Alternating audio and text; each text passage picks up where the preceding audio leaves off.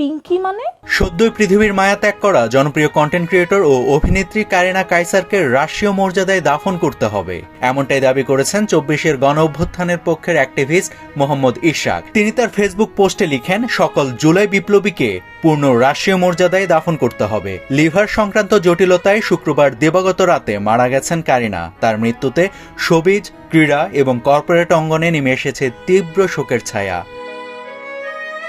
জনপ্রিয় পডকাস্টার ঈশা রুশদি তার verified Facebook পোস্টে কারিনাকে উদ্দেশ্য করে লিখেছেন, তুমি জন্মগতভাবে একজন স্টার ছিলে। তোমার আকর্ষণ অস্বীকার করার কোনো উপায় নেই। আমার সব কাজ শুরু করার আগে আমি তোমাকে বলতাম, তুমি সবসময় আমার পাশে ছিলে। ভাবতে আমার দম বন্ধ হয়ে আসে, তোমার বাবা মা, তোমার ভাইরা রেজা, ডানা, রাকিন তোমাকে ছাড়া কিভাবে থাকবে। তুমি ছিলে তাদের জীবনের আলো। তোমাকে অনেক অনেক মিস করব।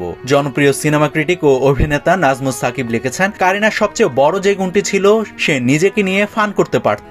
এই গুণ ভীষণ দুর্লভ। তার প্রতি আসা বডি শেমিং এর মন্তব্যগুলোকে সে খুবই ম্যাচিউরড উপায়ে ডিল করত।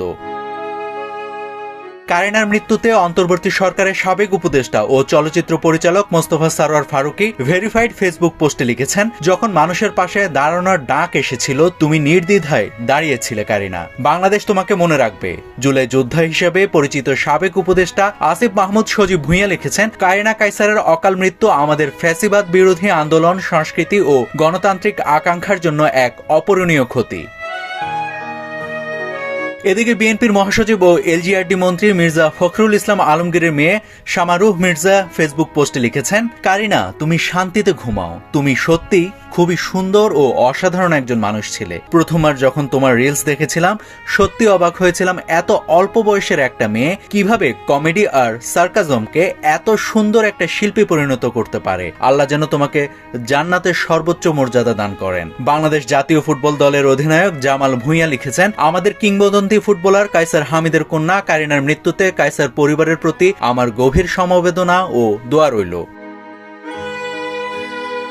উন্নত চিকিৎসার জন্য ভারতের চেন্নাইয়ে নেওয়ার পর শুক্রবার গভীর রাতে সেখানে চিকিৎসাধীন অবস্থায় মারা যান কারিনা।